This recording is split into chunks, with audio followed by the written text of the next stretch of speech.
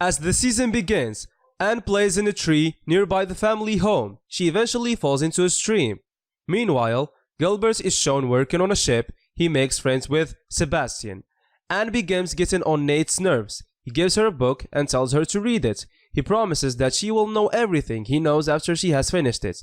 On his way out, Nate makes sure to butter up to Maria. Outside, Nate speaks with Dunlop about their plan to strike it rich. Though when it comes to Jerry and Matthew, both aren't so easily amused. Jerry can't put his finger on it, but knows that Nate is a bad man.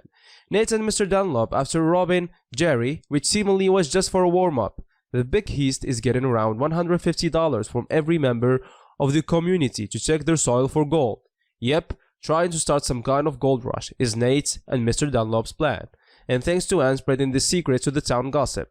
Cole, a boy who becomes a bit athletic and quite the artist, he becomes a person of interest, not someone any of the girls pursue, but with Anne initiating sitting with Cole. The steamer lands in Trinidad, bringing Bash face to face with his past. The Barrys gets behind the gold rush, but Matthew and Marilla aren't so sure. Anne has taken it upon herself to inform Gilbert about the supposed gold in Avonlea. She has written a letter and plans to find a way to get it to him while visiting Aunt Josephine in Charlottetown with the Barrys. Meanwhile, the danger at Green Gables is increasing, as Nate fears he may not be able to pull off his code.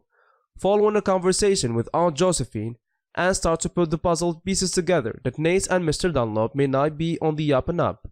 It leads her to meeting a disgraced former journalist, Malcolm Frost, who not only helps her see the bigger picture, but also teaches her a bit about herself. After Jerry gets knocked out, Mr. Dunlop seems like he may really try to play a hero. He takes out Matthew's gun that he stole and tries to get the town's money back. But when he tries to fire on Nate and the gun doesn't do a damn thing, he gets knocked into the hole Nate did, and he seemingly makes off with the money. Leaving Matthew after Marilla and Anne alerts him to what's happened, searching throughout the night for him, but only getting Mr. Dunlop. Gilbert finds his way back home and he brings a man named Sebastian, a black man, thus leading to us witnessing a lot of awkwardness as those in Avonlea deal with the foreign presence. Never mind us being reminded how isolated these people are from the larger world. Something we don't just see in Sebastian's arrival, but also Mrs. Muriel Stacy, a woman who pretty much seems like a flash forward of Anne. However, it isn't just the adults who have a hard time with the foreign people and ideas.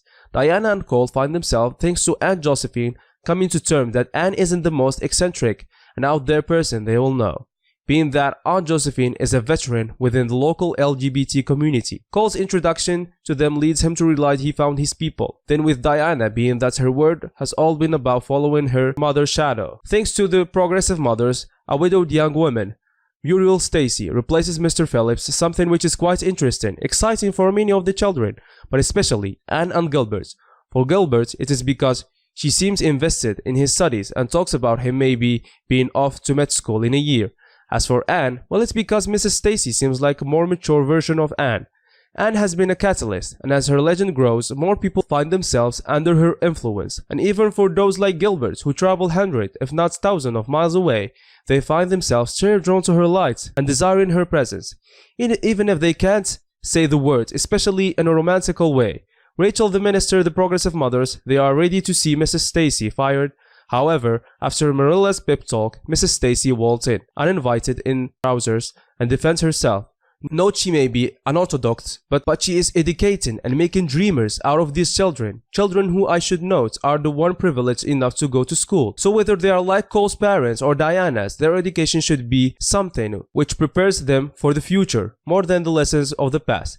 Something Anne supports with having quite a few members of the class come out with that potato-powered light bulb, adding Gilbert saying she is the reason for people to stay rather than leave. Alongside Matthew and Marilla speaking out, impressing the heck out of Rachel, and she gets to stay. At the end of the season, Sebastian gets married with Mary.